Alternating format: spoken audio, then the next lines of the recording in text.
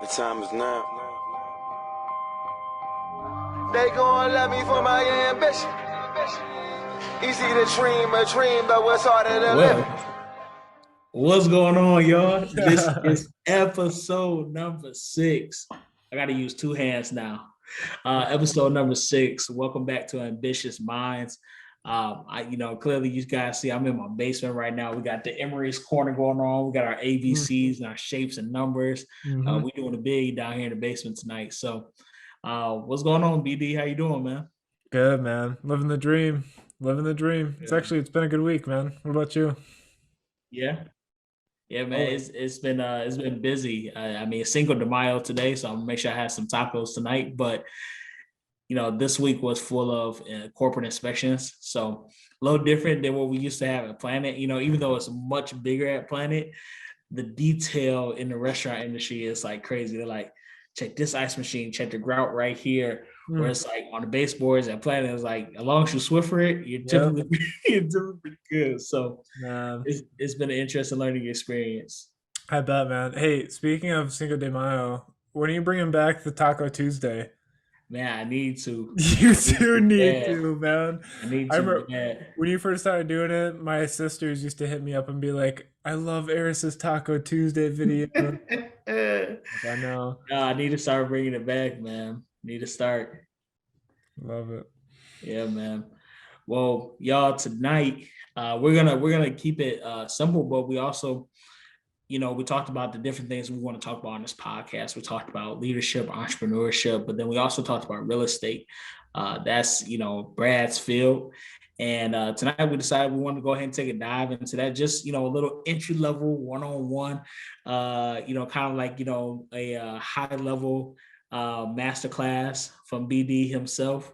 On just Yeah. giving us some just giving us some quick game on what real estate is, what it's all about. Because I think, for me, when I think about real estate, I'm just like, you sell houses. You say, hey, do you like this house? Sign this piece of paper. Bet. You got the money. The bank got the money for you. Cool. And we just roll from there. But I know there's so much more to it. So let's start off first of all, BD. Just tell us a little bit about how you got interested in real estate. I know your dad, has a real estate business, but is that kind of where it started, or has it always been a thing that kind of piqued your interest? I would say it was a little bit of both. Obviously growing up around it, Yeah. I know what it is. What I mean, it was familiar for me, and that was always nice. But uh, I think it goes back to the entrepreneurship side of things, man. It's like you own your own business, but yet you have support of a team. And um, I guess my interest for it was the independence and the potential. You know, and I think it's an investment into risk in yourself, but then looking at the potential payoff of it is what was really attractive for me.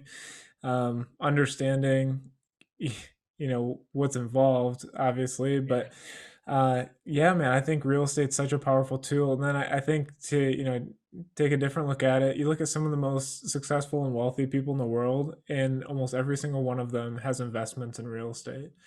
I think that says something.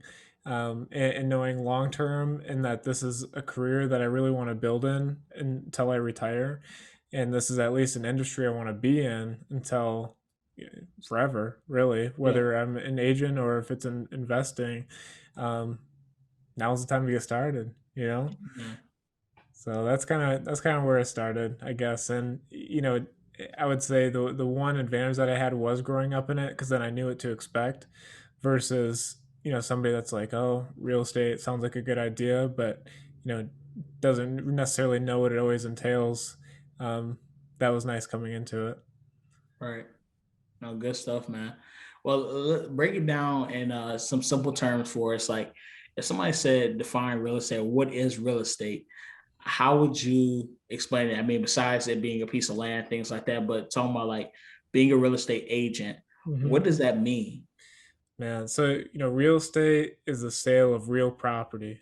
Mm. It's going to be homes, it's going to be vacant land, commercial buildings, anything that you see. uh, that's what's going to involve real estate. And the great thing is they're not making any more of it. you know? Yeah, So, real estate, it's valuable, man. It really yeah, is. I think there's something to be said about owning a piece of property, and be able to say like, I have ownership in this is powerful. To be an agent, I would say it's less about being a real estate agent, and I think what instead we should be called is real estate consultants. mm, I'm gonna be honest with you, man. I'm not selling anybody on anything. If I'm selling anybody on, if I am, it's that I'm selling them on myself. For my services, yeah, but I'm not selling them a house. I'm trying to understand what it is that they're looking for, identify their wants and needs, and then I'm just being a consultant. I'm the middleman. I'm going to try and place high quality listings in front of them. And, basically, I'm dealing with all the legalities. I'm there for questions, for reference, and just to help guide them through the process and answer any questions. The sales portion, guys, it's not like HGTV. And I'm sure maybe in some markets it's more like that, but for the everyday, especially smaller market areas like we're in, it's not like that. It's not yeah. no Hold on, selling. hold on, hold on. You mean I can't just say you gave me three houses? This house I decided on. You put an offer. They say accept, and I move in Man. 6 months later. No, man. No Uh, way. No way. You watch like Selling Sunset. I love it too. It's amazing. Then they're selling these multi-million-dollar homes and it's gorgeous and it shows what their commission check would be on, one of these houses and it's like what most people would make in 2 or 3 years. It's like it's just outrageous. No, that's not the case in most markets, at least. yeah. So yeah, I don't know. I don't remember what the first question was now. Got sidetracked, but yeah, I No, mean, I no, feel you're like good. that's the lowdown at least. Good, man. No, I love what you say. You said real estate, and I don't know if this is the actual definition like on Webster or something, but you said the selling of real property, Mhm. right? Yeah. No, that's it makes sense. It makes sense now. I mean, now in simple terms, it makes sense. Yeah. So as a real estate agent, right, you can sell homes, buildings, land. How do you get the rights to sell those things? So you take your state exam and you become licensed. So like you said, all of those things, real property, it's defined as the land and everything that's permanently attached to the land, and all the rights of ownership, including the rights to possess, sell, lease, and enjoy the land. So I mean Okay. that's real property. So, um, yeah, I mean every state's a little bit different. Hence why, my Michigan real estate license, I can't sell in Indiana. I can't sell in Ohio. It requires a, license for that individual state. Um, but yeah, man. So I guess I can touch on that topic a little bit. So it requires 40 hours of real estate education, Okay. and there's multiple different ways to go about it. I feel like most people right now, especially with COVID and everything, a lot of it's virtual. Yeah. So you're doing it via Zoom, just like most classes are right now. I actually, let's see, I think I got my real estate classes back in like 2016, to be honest with Okay. you. I didn't do it until 2020. Yeah. So I had paid for the classes. I had access to the classes. It was, do at your own pace. It was one of those things where you open up the lesson, it would record how long you were in that specific lesson. You do the exam and everything there. And obviously, you have to pass the class, the 40 hours of classwork. And then once you pass that, whatever education system that you're going through will then let the state know, hey, this person completed their 40 hours of education. They're cleared to go ahead and get their real estate Mhm. exam. Okay. So then you find a testing center, sign up for the test, and you go in. It's with multiple other state licensing, tests going on. I think the guy I was next to when I did mine was like a plumber or something like that. So Okay. it just you're going to a testing center. Just Um, kind of look over at them like, hey. I'm Yeah. gonna need a plumber for my Oh, dude, that this dude was funny too, man. I was sitting next to him, and you're in your little cubicle, and like you're being video recorded. You can't cheat or anything. yeah And this dude sitting next to me, he's reading every question out loud. out loud. Oh man, and he would like answer it out loud in his head, type of thing. Like I was like, oh man, like I how might as well many get. how many plunges to unplunge a number two? Man, it was funny. I know he failed because he let everybody know that he failed quite loudly. Yeah, that was not very happy. Which I felt for the dude, but yeah, man. And I think for anybody listening that's been interested in potentially getting your license, and they've talked to people about it, it's a lot. It is, but it's not as bad as everybody makes it out to be. It's Yeah, really not. I mean, if you're doing what you got to do, watch some YouTube videos, study the coursework, it's fine. yeah. Yeah. No, man, and see, and I love talking to you about it because you're still fresh and new into it, Hmm. which there's a lot of excitement, right? Yeah. And I think real estate is very much how we talked about leadership, where as long as people are constantly changing, the game of real estate can constantly change, right? Because Always. people want new fashion, new designs, things like that. Some people like to keep it old school, and so you're constantly going back and forth and learning people. Hmm. And so you're still leading people, just leading them into a house or a building or whatnot. So let's talk about what your day looks like, man. Like I said, I know you're fresh to it, but what does your typical day look like? Yeah, man.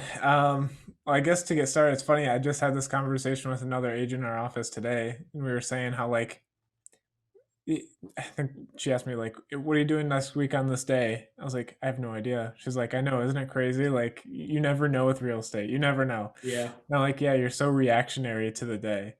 And like, for the majority, that's true, but you still have to have structure around it, most Mhm. definitely. So, I mean, I try to get to the office right around, I don't know, 9 to 10 a.m. If I'm starting at home, great. I'll make some phone calls, do whatever at home first if I want. But really starting out my day, looking at any new listings that come on the market in my area.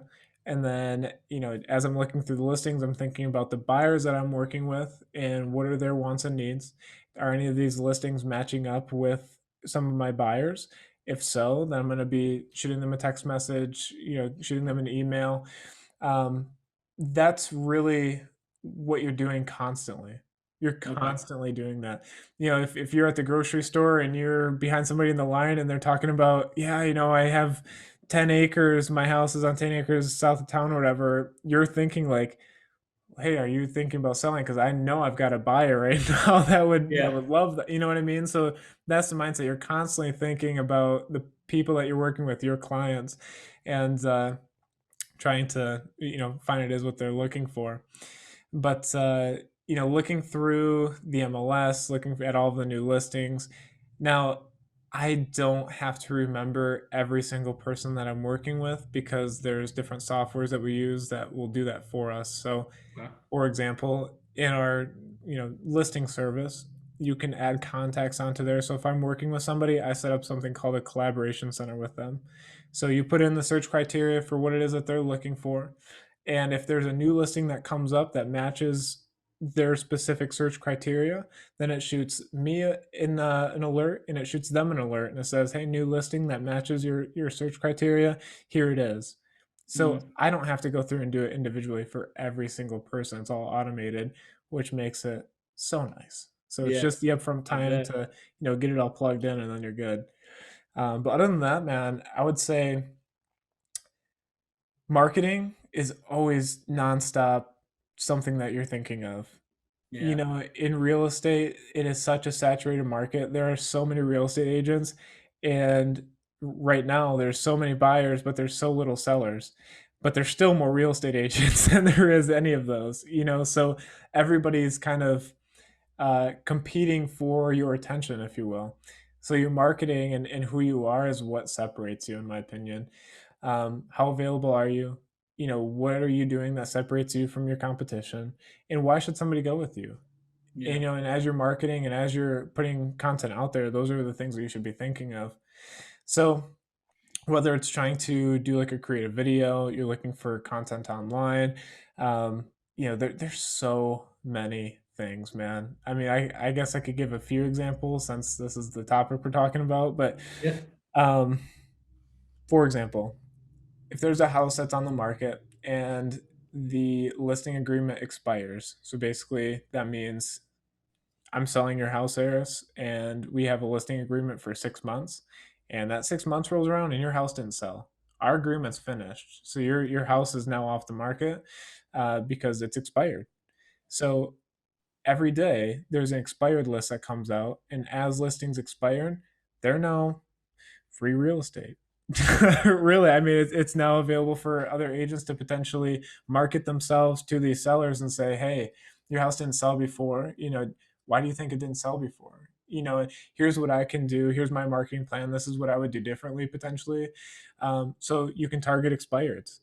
How do you do it? There's so many different ways, and that's where it gets creative. Are you sending them handwritten letters? Are you calling them if you can find their phone number? You know, what are you going to do to try and get a client? Let's see, what else? So hold on. So okay, so you said if our agreement was for 6 months, right? Yep. Now I'm assuming that if I didn't sell in 6 months, I probably should go with somebody new anyway, because clearly you didn't know what you were doing. But I'm assuming I could go back with you. Say it was nothing that you did on your end. The market might just be bad, or maybe I need to do some adjustments to our house. Mhm. I'm assuming it has to be an agreement, like just as much as I would want you still to be my realtor, you would also have to agree to be my realtor after that 6 months, correct? Correct. Okay. Yeah. I Well, mean, at that point, you could say no too, because clearly maybe you told them, hey, I think this is what really will sell your house. And they decide not to do those things. And so it becomes more frustrating for you right. because they Yeah, don't want to make those adjustments. man, you're spot on. Look at you. Look at you. Where's the good I'm prep, saying, man? I'm You're spot trying. on. No, for real though, on both sides, you're right. So I mean, as real estate agents, brokers, whatever, you can fire a client. Mm. Really. I mean, you can, or you can hand it off. You could, pass it off to another person in your office, charge them a referral fee. You Now, know, firing, you could just stop answering their calls, right? well, That's that's one what a way. lot of people do, unfortunately. I would not recommend it. Definitely not. If anything, I would just be more like, hey, I've got so and so in the office. I think, they're going to be such a great fit to work with you. I'm going to get you guys connected, whatever. Boom, there you go.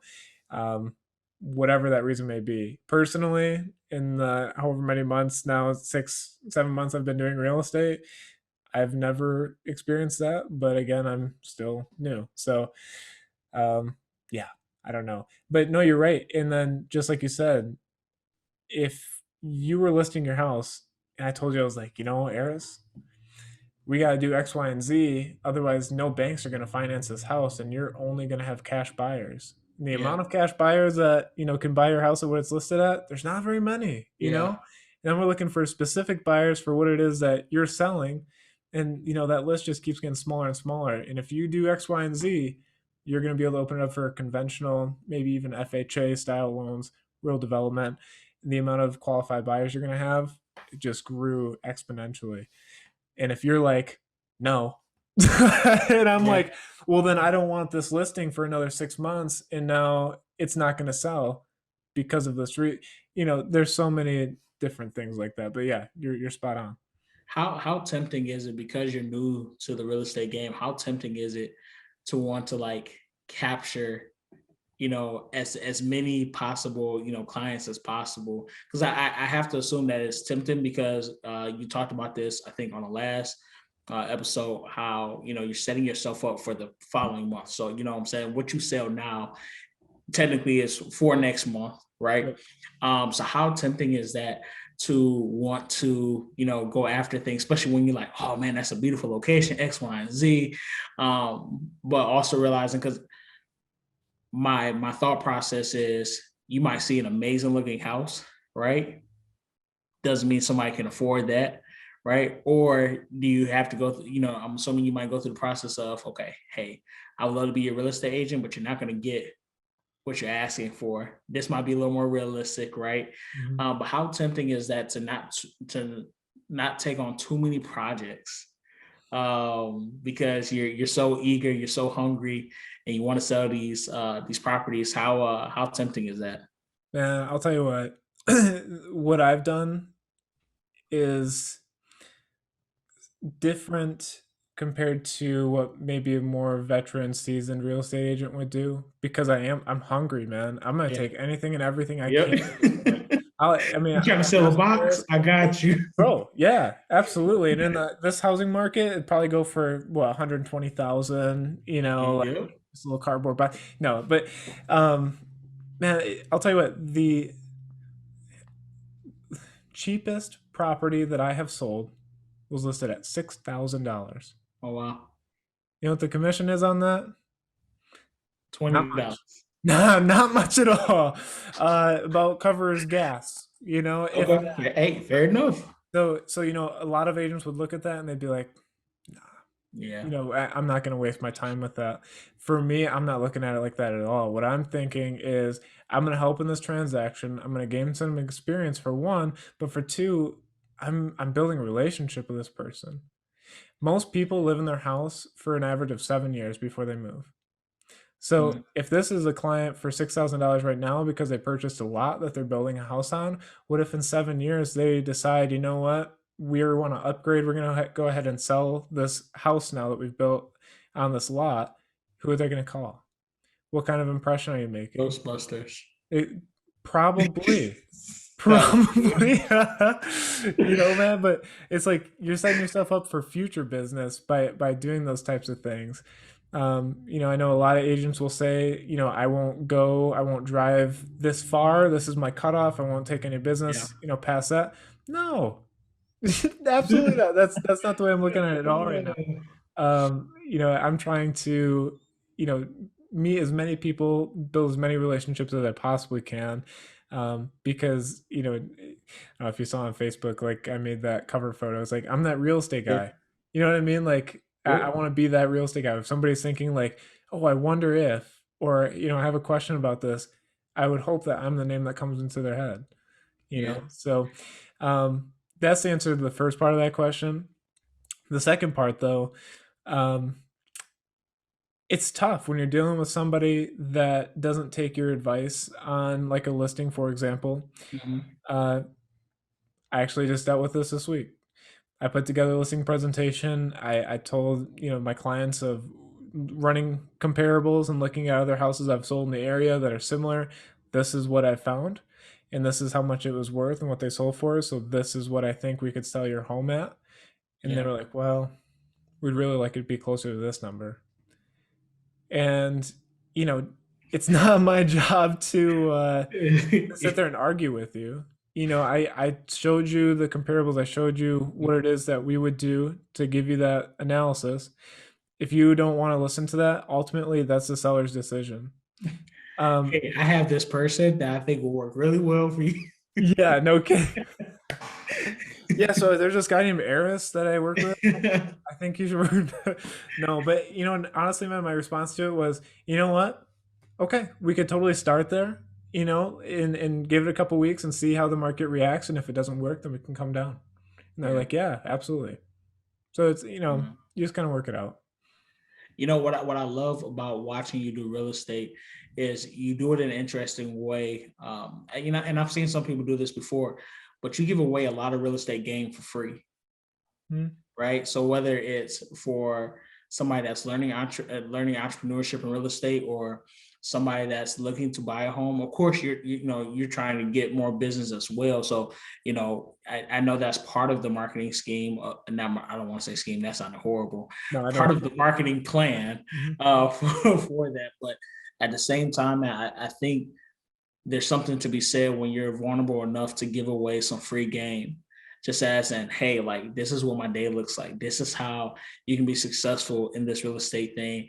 But also, hey, you looking for a home, these are the things that you want to look for, these are the things that you want to come by. And somebody that lives in a totally different state, right, could see this on Instagram or Facebook or whatever the case may be, and Mhm. now have this certain expectation for the real estate agent. And now not only are you making people more in tune with what they need from their real estate agent, but you're also helping real estate agents become better as well. So I love how you give away that free game because I think it's something different. Like I say, you see very few people do it, but a lot of people are stingy with that, right? Because if you give away too much free game or what your day looks like or things like that, they assume that man anybody can take my business. Mm-hmm. But when you that guy, when you that real estate guy, Mm-hmm. you Right. know, you can give it Exactly. all away for free. It's still gonna get the people. Yeah, man. No, I appreciate it. I mean, I feel like the value that I have to add is just, I'm gaining more and more every week, honestly. So I mean, I definitely don't know it all by any means, and I'm so comfortable saying I don't know. I'm so comfortable Yeah, saying, I'm wrong because I'm still in the sponge period, man, and I'm trying to just get as much as I possibly can. But I will say I grew up in it. yeah, And I've been lucky enough to have my dad who is successful in the industry, and I've seen what he's done. I see what he's doing, and I can replicate a lot of those things. And no offense, Dad, but he's older. He's older, so there's a couple things that you can do in a different way. Whether it's just utilizing and leveraging social media in a different way that he never had to do, and he doesn't have to. He yeah, doesn't have to because he scaled his business to a point where he doesn't have to. yeah. But yeah, man, no, I appreciate it. I mean, I always think back to the John Maxwell quote, though.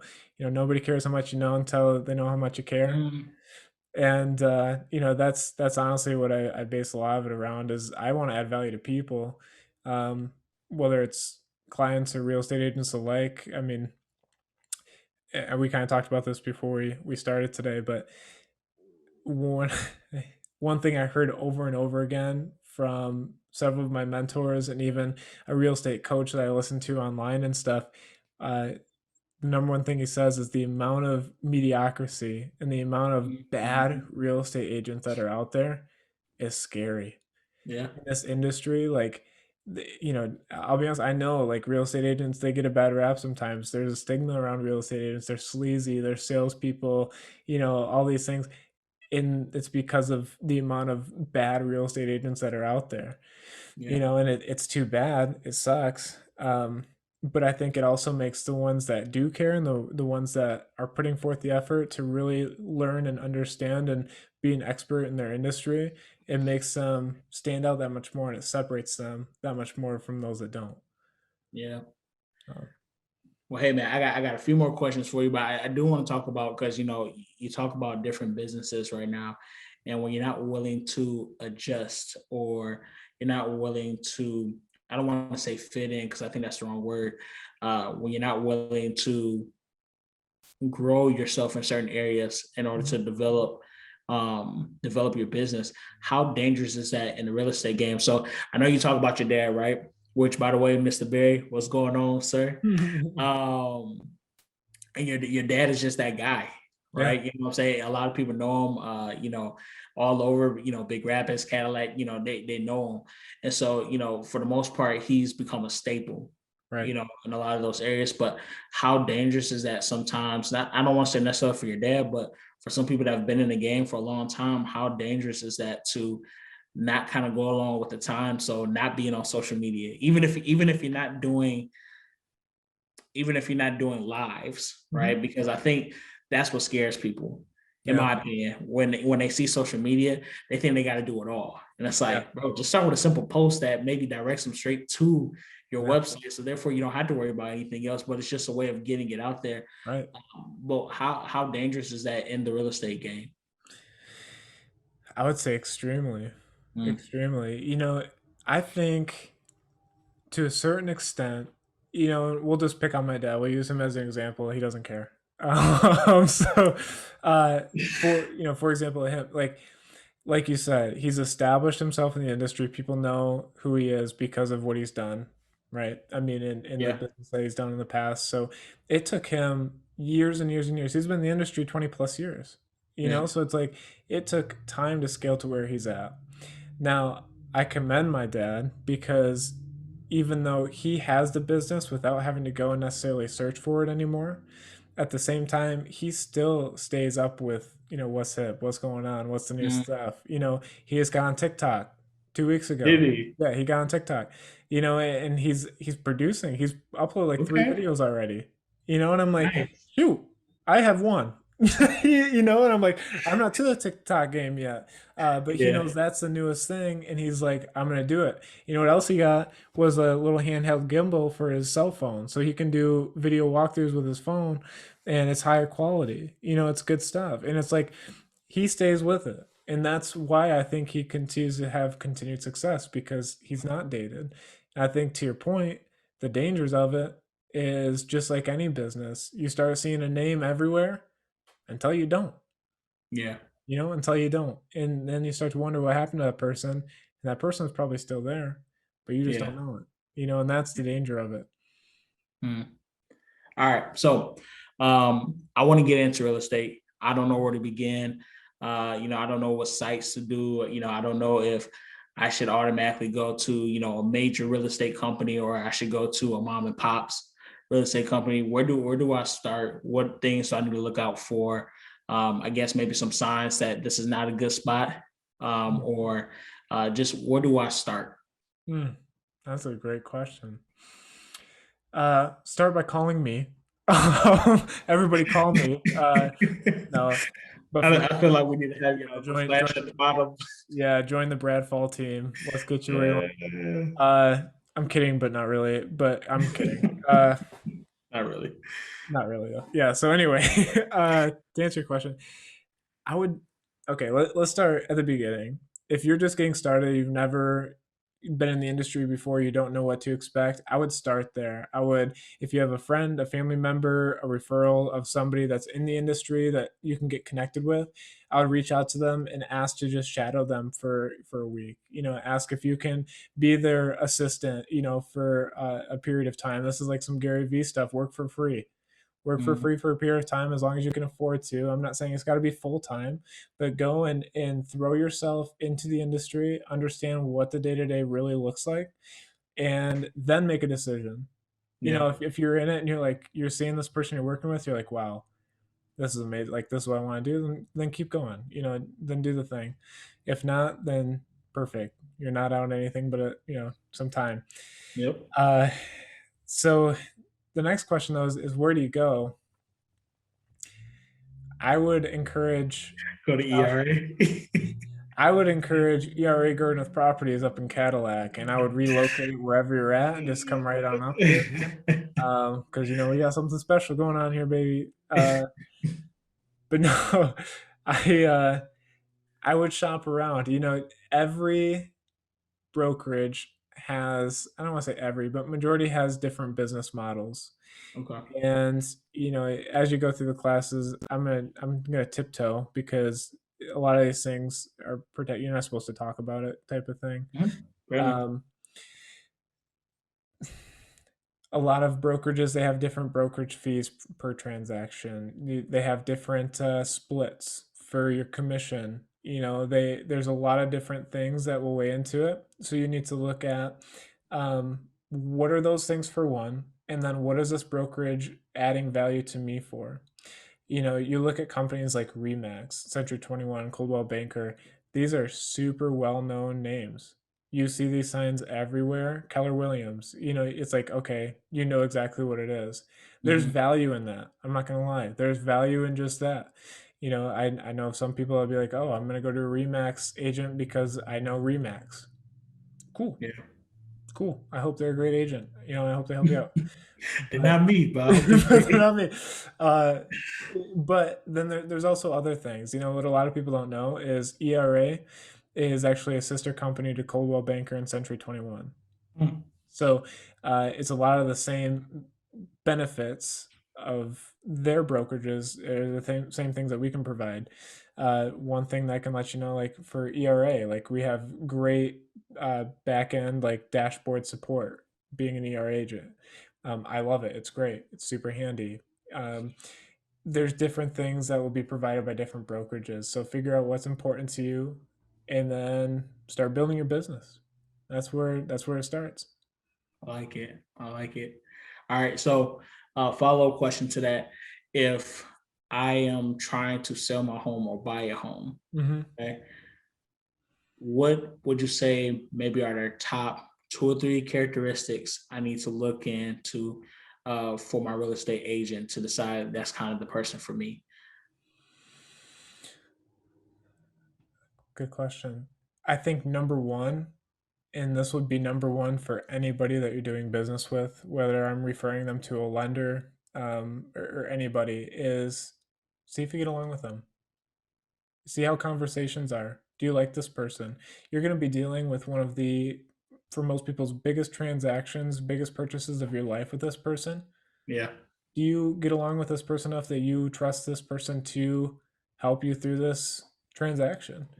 And like I have this conversation with clients all the time when I'm referring them to lenders. I'll give them a couple names. I'm like, these are the people I do a lot of business with. Feel free to give them a call.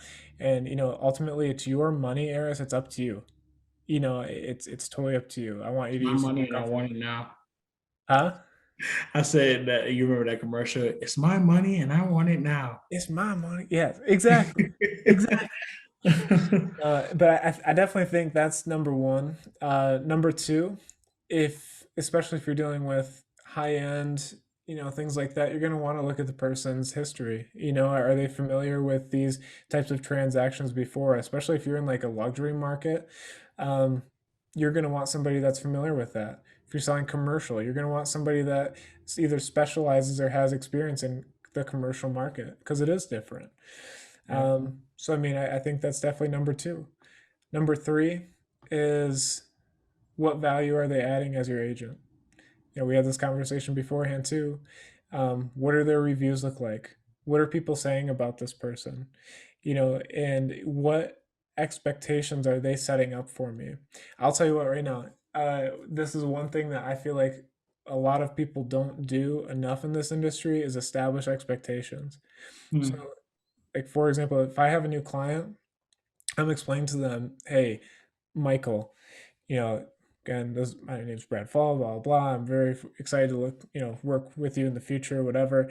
I just want to let you know this is my goal, this is my plan. While working with you, this is what I want to be doing. The market is hot right now; it's a seller's market. So when listings come up, they are going so quick. So my goal, Michael, is going to be to get as many high quality listings in front of you as quickly as possible. Because then, Michael, if it's one that you like, we can get in there as soon as possible. Because if it's one you want to make an offer on, the sooner the better right now. Yeah. So, unfortunately, there is a sense of urgency as they come on the market. But again, I'm in your corner here, and that's going to be, part of my job too, is to make sure I'm getting those in front of you. So they know exactly what to expect from me. And you know what? If I'm not doing that, I'm setting myself up for failure because I told them that's what I'm going to be doing. So I mean, think about what value is your agent bringing. Yeah. I love that. I love that. And you said, you tell them the expectations to what to expect from you. Mhm. Do you ever lay out expectations for them as your client? Kind of in the same breath with that, so if I'm explaining like because this is the way of the market, the sooner that you get back to me on whether or not this is one that you like, the greater our chances are going to be to get in this house. And especially if it's one that you love, I want to make sure we don't miss out on an opportunity.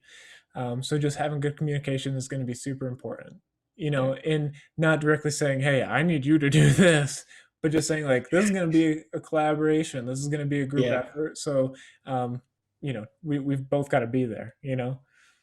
Oh, good stuff, man. Thank you so much, man. I mean, I don't know about y'all, but like, for me, like I said, you hear about real estate. And I think Brad, like you gave us some some good takeaways. Simple, you made it simple and plain for us, which right. I love that, man. And how can somebody stay in contact with you, right? Now you're a special guest right now. So how can Sure. somebody stay in touch with you? How can somebody ask you more questions? Because guys, like I said, this is what I love about Brad is that you can ask him questions, he's gonna answer them you know. Mhm. Maybe we'll have to do a live one time where you just take questions live, but Yeah. um, how what's the best way to stay in touch with you, best way to kind of ask you some questions, things like that about real estate? Anywhere and everywhere, man. I mean, those of you that are watching, you'll see the link to my account on the Ambitious Minds profile. So, On my Instagram, I got my link tree there, so you can see all of the different pages that I'm a part of. All my contact information will be on there. Give me a call, shoot me a text, let's get coffee. I don't care, whatever works best for you. So Facebook, Instagram, whatever. You Perfect, man. already know. Yeah, man. Now I'm super excited to dive more into this. I know we're gonna have some people from your office on here, maybe even have your pops on here. That'd be super exciting. And Oh, definitely. I'm interested in talking about more about flipping houses, what it Mhm. takes to sell a house, things like that. So super excited. But guys, I hope you guys enjoyed tonight. We wanted to keep it simple, but also something once again that's going to add value to you, for a future entrepreneur leader. Because if you guys listen, there was a lot of leadership takeaways in this too. A lot of leadership takeaways. Like, I'll tell you my number one, and it's just because I just had a coaching session with a leadership coach, and you said building relationships, like, do they trust you, right? And Mhm. the first thing that he told me on our first call, he said, we're gonna get to level 2 right now. Mm. He was like, because I only have so long. I mean, once again, you don't want to stay in level 1, which is position. You don't want to stay in there too long. You do want to realize what your position is, but you want to get to level 2 as quick as possible. And when I heard you say build that connection with your client, that's the first thing I thought about. I was like, how quick can I get to level 2? Because if I can get to level 2 with you, oh man, we about to sell houses, or we about to get you a house real quick, Right. because you've now built this trust, and now you're allowing me to lead you or help you because you like me, you enjoy our relationship. Mhm. um so yeah, so there was so much leadership content in there as well, so I'm so excited to hear this back, because now I'm just going to pick it apart and drop some leadership bombs on there. So thank you, BD, man. Love it, man. Appreciate you, bro. Hey, anytime, man. I appreciate you. Thank you. This is fun. Always. Hey, man. Hey, yo, episode 6. We'll be back next week with episode 7, y'all. So excited. Thank y'all for joining us again. Until next time, ambitious minds. Peace. Peace. Ambition is priceless. It's something that's in your veins. And I put that on my name. They gon' love me for my ambition.